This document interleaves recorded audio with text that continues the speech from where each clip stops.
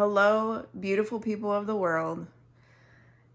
Nobody knows me, so first off, let me start off by introducing myself. My name is Nikki, and I'm going to kind of be using this as a platform because as of right now, I have no platform, which is also kind of weird talking to nobody at this point.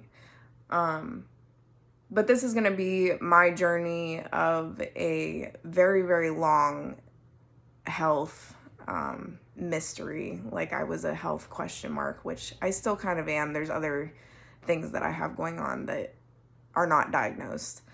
But this is more for my own documentation as well as kind of, I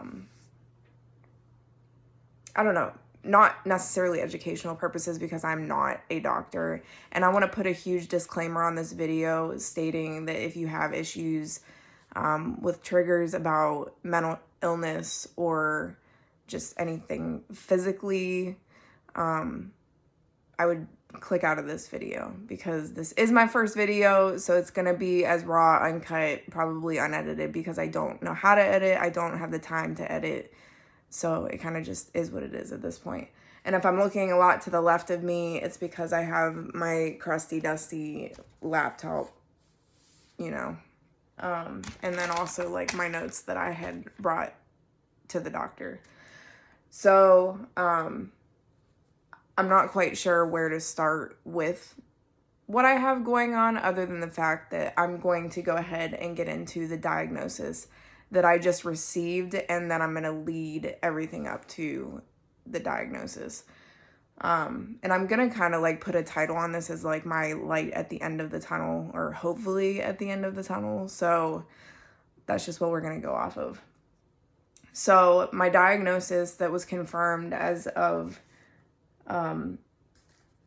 February 10th of 2022 is slipping rib syndrome as well as rib tip syndrome.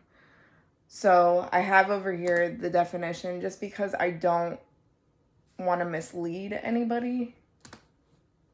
I guess I should have been more prepared. But it's basically characterized by pain in the lower rib cage and upper abdomen. And it's caused by either the 8th to the 10th ribs, which are also known as the false ribs because they're not attached to the sternum or the bone, the breastbone right here. So they're attached by cartilage, but they're not attached to the actual breastbone. And then you also have your false ribs, which are ribs 11 and 12. So usually 8 to 10 are the ones that become detached. So like symptoms that are characterized with this syndrome are, if I can find it.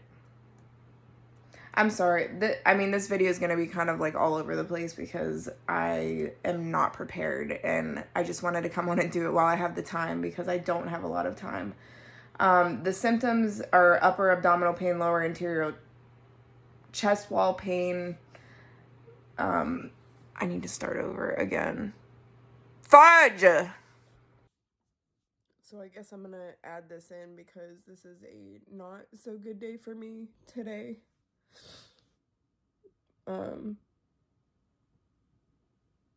My job's just getting more intense as the pain gets worse. And I had a really rough landing gear that I had to crank up on a trailer today. So now I'm really sore on both sides. And it hurts to cry, it hurts to laugh. It just kind of comes in with the territory of this, I guess. So I'm not entirely sure where I left off other than talking about our true ribs that are attached to the breastbone or the sternum, the false ribs that are attached by fibrous tissue or cartilage, and then there are floating ribs, which are ribs 11 and 12, that are not connected to anything but the vertebrae in the back. So they're not connected to anything in the front. And that's usually what causes the rib tip syndrome. It includes either rib 11 or rib 12. And it's basically like a feeling of your rib kind of like sitting on your hip bone because it's just not where it's supposed to be. But the slipping rib syndrome usually affects ribs 8 through 10. One of those ribs can be slipped or detached from the cartilage, and then it can actually go up underneath the rib above it. And it can also press against the nerves that are surrounding it and cause irritation and pretty severe pain if it rests on the nerves. So that's kind of what the definition for slipping rib syndrome is. So this is the diagnosis that I received on February 10th of 2022. And I have been struggling with health issues longer than I can remember. And the ones that are similar to this condition I've been dealing with since I probably was around 15. I'm 32 now. So it's been well over 15 years that I've been dealing with symptoms of this syndrome. So I've been dealing with back pain, and I was going to a chiropractor around the age of 15, which I don't feel like a 15-year-old should have back problems. And then I've been dealing with abdominal pain for as long as I can remember, that I was in and out of gastro doctors or gastroenterologists. And I got so many different diagnoses over the years that I feel like we're kind of Band-Aid diagnosis because they didn't really know what was going on, and I was more of like a medical question mark. So this is kind of like my journey of just like medical mystery, because that's what I was to all these doctors. And I still have other things medically going on that don't relate to the slipping rib syndrome and that I am still trying to currently figure out. But I kind of wanted to just get on here and, like I said, tell my journey of more or less self-advocacy, because there's not enough doctors that know about this syndrome to be able to explain other types of pain that are not necessarily related to the specialization that they're in. So I do believe that more doctors should be educated in this syndrome, I guess. So I'm going to go into what symptoms that I was having and what I've dealt with, what doctors I've seen over the years, because the list just, it goes on and on. So firstly, I'm going to go off of this paper list just because this is what I originally brought to the doctor. He didn't look at it, which it's fine. I wasn't expecting him to. I barely went off of anything that was on this list other than the fact that it was more just for my purpose of being able to maintain my train of thought, because my brain just is scattered all over the place. So doctors that I've seen in the past leading up to seeing this doctor, which was a thoracic surgeon, I've seen massage therapists, which are not doctors, but I have seen them just for the pain. I've seen multiple chiropractors. I couldn't even count on two hands how many. I've seen neurologists. I've seen 4 rheumatologists because they were trying to rule out, lupus and Sjogren's and rheumatoid arthritis just due to other pain. So this is like not all related to the slipping rib syndrome. I've seen general surgeons. I've had around 15 surgeries. Not all of them, once again, related to the issue that I have going on.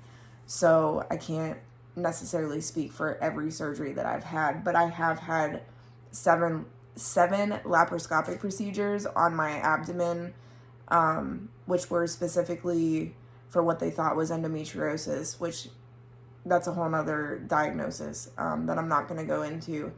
But I think like 3 out of the 7 times I had endometriosis. So the other ones were just more diagnostic procedures. I've had my gallbladder removed. I've had my appendix removed. And these were only removed due to trying to eliminate what they thought was going on with me. They said I had a sluggish gallbladder, and they said that my appendix was inflamed.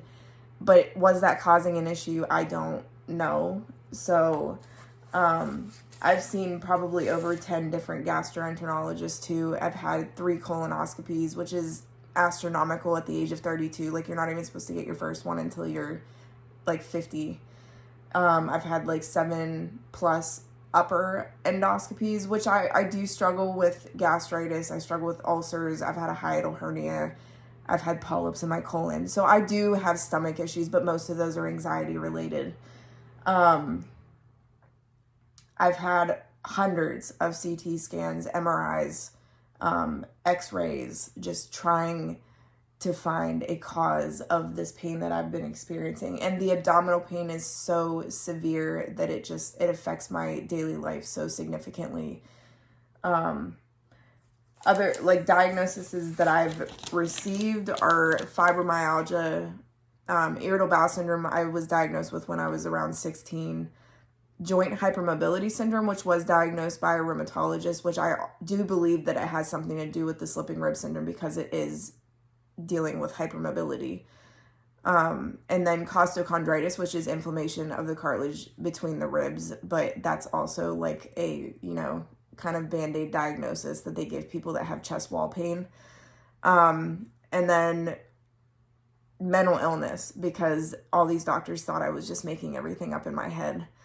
So they've tested me for all of these different things at rheumatologists. I've had so many blood tests done and nothing has come back. And it got to the point where these doctors thought that I was a hypochondriac.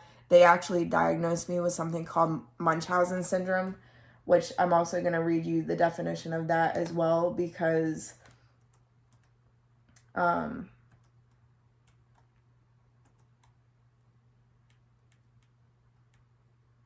well,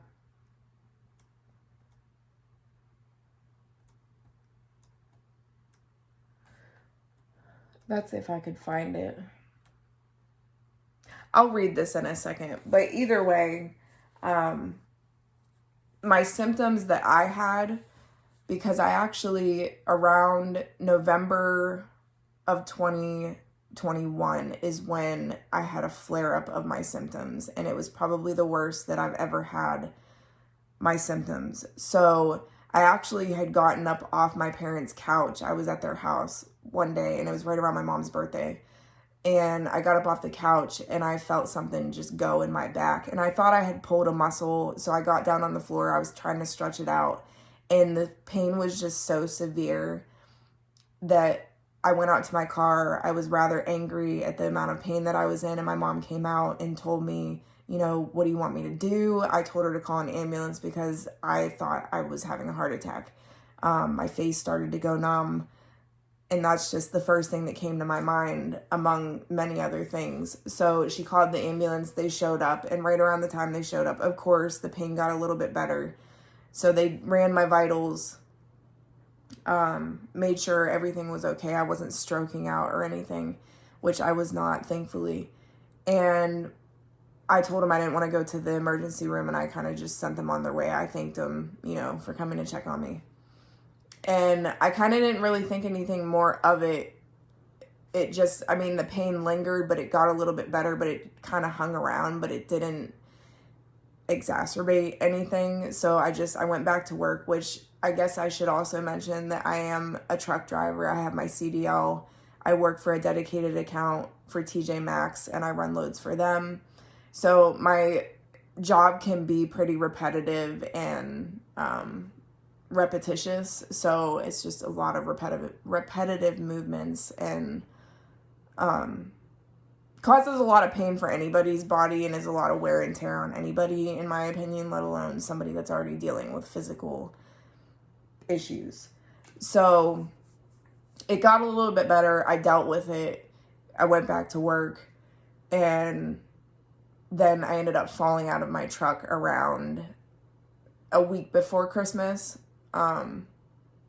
So I fell out of my truck, and then things within like the next couple of days, I started to notice that I went in to go to bed and I sleep on my stomach and I sleep with my arms up under my pillow. And I noticed that when I went to go try to put my arms up under my pillow, it caused me pretty severe left side rib pain. And at the time, once again, I didn't really think anything of it. I just kind of brushed it off. I was like, you know, maybe I just am sore from work, whatever. So the next day I woke up and I had a hair appointment. I went and got my hair done. My hair ended up messed up. So I was in a little bit more pain that day. So I decided the next day I think it was a Monday, I was going to go to the chiropractor that I've been going to for the last 10 years or so. I was going to go to him and see if he could adjust me. And he knows that I've had rib pain for a lot of years, but it's been undiagnosed. So I went to him, he adjusted me. And in my opinion, from that point on, that's when I don't know whether I already had something slipped and it slipped worse when I went to go see him, but the pain went from okay and I could deal with it to just like unbearable. So I went home that night and I had a hair appointment the next day to get my hair fixed. So I went up to West Virginia, which I'm from Ohio, but I went up to West Virginia to get my hair fixed, and I sat there for 6 hours to get my hair fixed, feeling like I had a fractured rib. And I was trying to like pinpoint it all back to the trucking fall, that like maybe I did crack a rib. I don't know.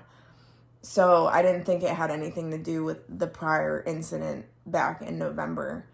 So I went, got my hair done. I sat there just in severe pain. It hurt to even take a breath in. It felt like somebody was stabbing me. And I kept making mention that after I was done with my hair to my hairdresser that I was going to go to the emergency room because the pain was just so severe. So I finally got done. I went to the emergency room and I was doubled over in pain. And it was almost what I can relate to as like Exorcist style screaming in the waiting room, which was really embarrassing because I've never been in that much pain in my entire life, to where I'm just letting out bellows that I can't control. So they bring me back almost immediately because obviously you hear the words chest pain, you hear the words, I can't breathe, and they think it's a heart attack. So immediately they brought me back. They threw EKG monitors on me, or not EKG monitors, but heart monitors, did an EKG, did an x-ray, did a CT, and tried to get the pain under control. And I was just screaming, and they all were telling me, like I was making a scene and I needed to stop screaming and things like that. So, which I thought was just asinine that they had told me to stop screaming, because why would you tell somebody that's in that much pain to stop screaming? Are you going to tell somebody that's missing half of a leg rolling into the ER to stop screaming? I don't think so. So either way, I get discharged with a diagnosis of chest wall pain. So no diagnosis, no, understanding of a cause of my chest pain. Everything came back fine as far as my x-ray and my CT went. So I basically was sent away with medications and, sent packing. So from that point on, I kind of started to do more research about like why, when I was taking a deep breath in, it was causing, the sharp stabbing pain. And, I was getting pain. This is where I'm going to look at my symptoms. But I had sharp pains when I would breathe, when I would laugh, bending over. I couldn't even dress myself. I couldn't put my socks on. I couldn't put anything over my head. Sneezing, coughing. I noticed it when I was blow drying my hair or trying to straighten my hair. The pain was just so severe that I couldn't perform even like the simplest of tasks. And then I noticed if I wore my bra for too long as well, the band around, and it still is that way now. It hurts so bad to wear a bra. But when I sit, it feels like I can feel my ribs touching my hip bone. It's constantly clicking when I breathe in. It's like my ribs are popping and clicking. So that's like kind of the generalization of like what I have going on. I'm going to read a little like blog that I made super quick. It's not super quick, but I'm trying to cut down this video. I'm going to edit some of the pieces out where I'm just rambling and not making a whole lot of sense, I guess, in the video. So the day that I finally got my diagnosis was on Thursday, February 10th. I made my way out to University Hospital in Cleveland, Ohio, which is where I found Dr. Tao. He is a thoracic surgeon, and he kind of partners along with a doctor named Dr. Hansen. Dr. Hansen is a thoracic surgeon out of Bridgeport, West Virginia, that developed a new procedure that's called the Hansen method, where instead of what they would normally do, removing part of the cartilage and the rib, instead he created a method where he actually sews the bone back to the cartilage so that it doesn't slip out of place anymore. He's out of the West Virginia University Heart and Vascular Institute. He has multiple videos out, so you're able to look him up. But Dr. Tao out of Cleveland at University Hospital is one of 30 other physicians globally that performs this procedure, because there's not too many doctors that are performing it at this point in time, just because there's not enough scientific evidence behind it. So it's still kind of like in its clinical trial stage. But he's one of the ones closer to me that does it, because Dr. Hansen's waiting list was just insane, but it's obviously because he's the one that developed this procedure. So I was just lucky enough that there was another doctor that was pretty close to me that does the same procedure. So I went to see him, and after being told by multiple doctors over the last decade that there was nothing wrong with me, and this is where I was talking earlier about being diagnosed with Munchausen syndrome. I do see it now, but it's more commonly known as a facetious disorder, where somebody falsely claims that they have mental and physical health issues just to be babied or taken care of. So basically that I was just making all of this stuff up because I wanted the attention. And I've also been sent for psychiatric evaluation because with pain, with chronic physical pain, I feel like the feelings and thoughts of not wanting to be alive or not wanting to be in pain anymore is very common. I have dealt with being suicidal, and it's not because I want to die.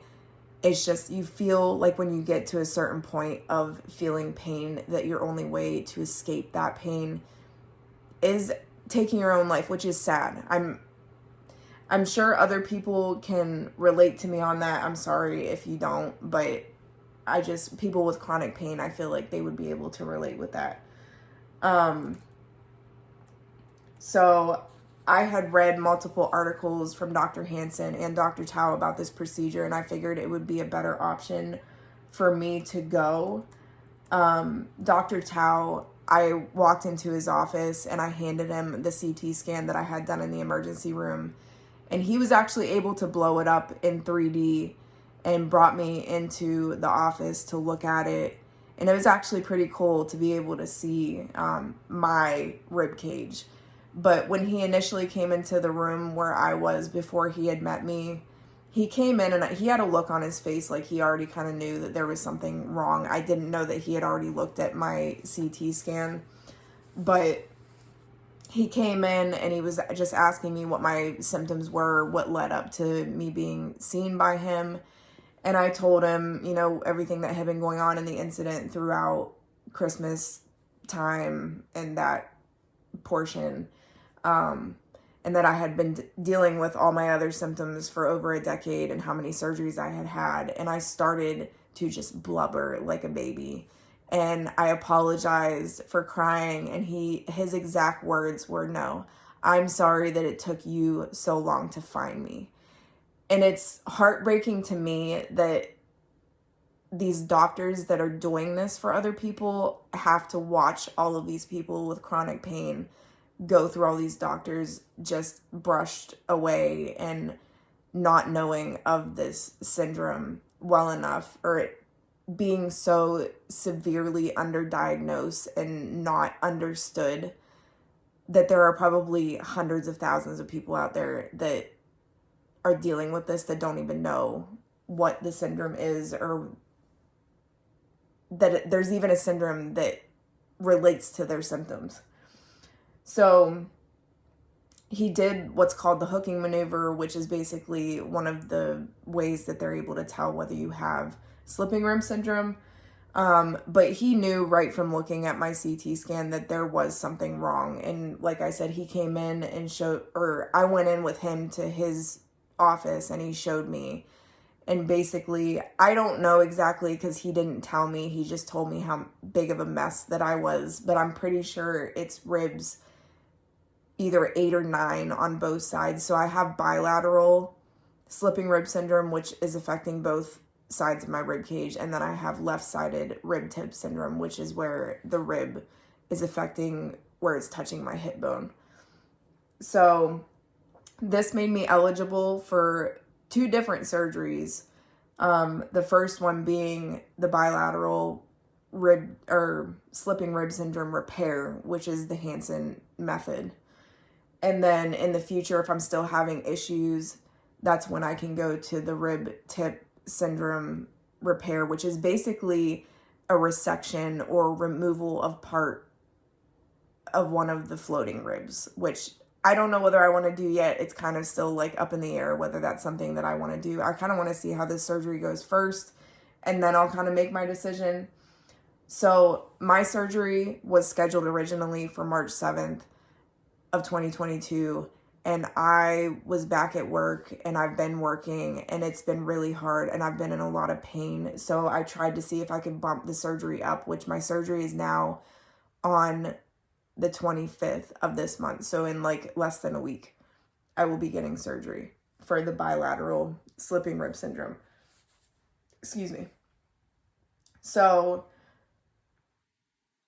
basically, by me making this post that I did, I just want people to be self-advocates for themselves, because I went so long searching for answers from people that thought I was making up things in my head. I was being a hypochondriac, thinking that because my blood tests and all my other testing was coming back normal, that I was perfectly fine. And from the outside, I look fine. I don't look like I have anything going on, but I'm in a pretty significant amount of pain on a daily basis. It's just what people don't see behind closed doors.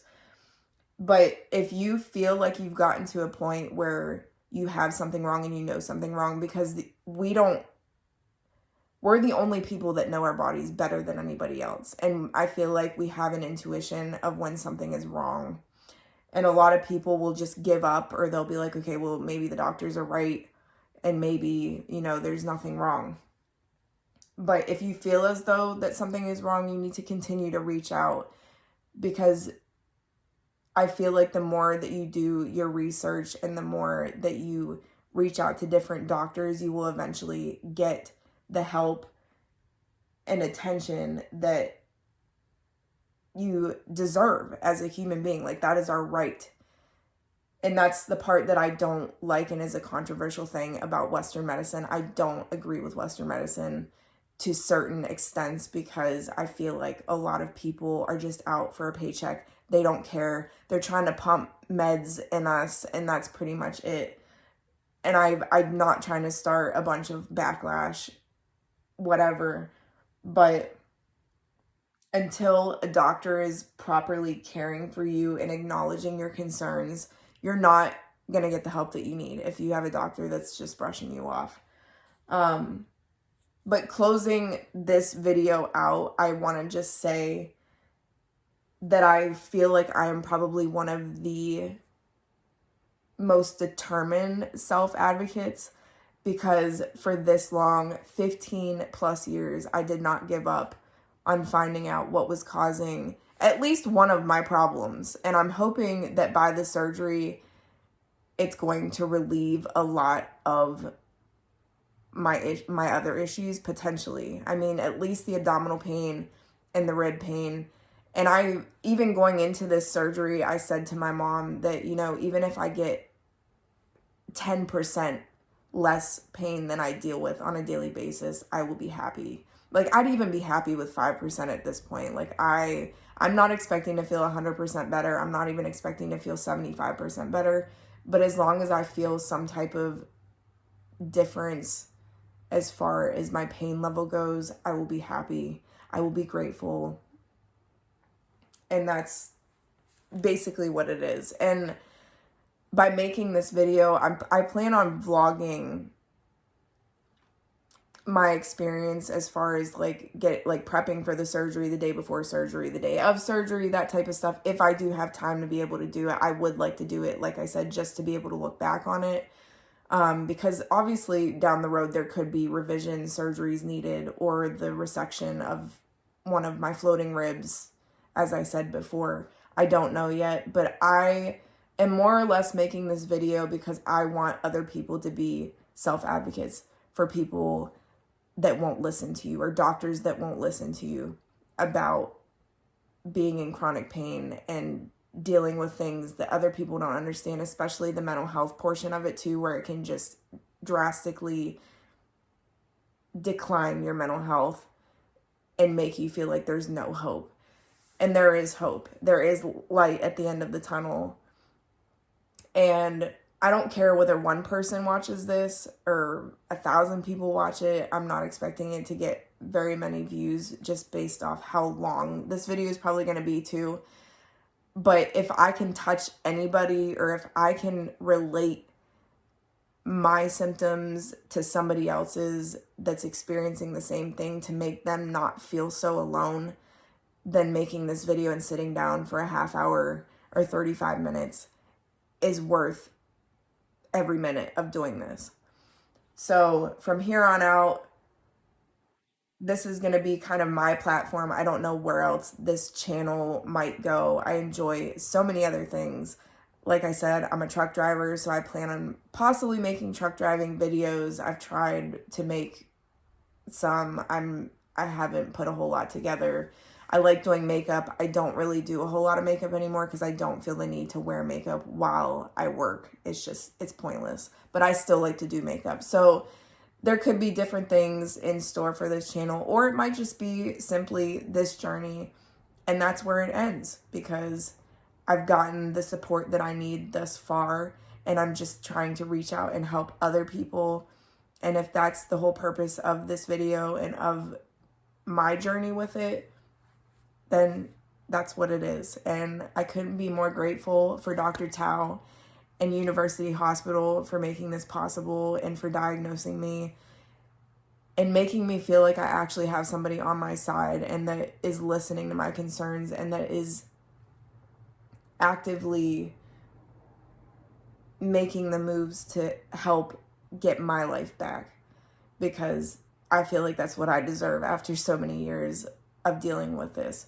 So, like I said, I will be doing vlogs, if not the day before, the day of surgery, most definitely. I just don't know when the video would be out. But thank you so much for watching. If you watch it, and if you stayed this far, I appreciate you so much. And I will catch you all in my next one.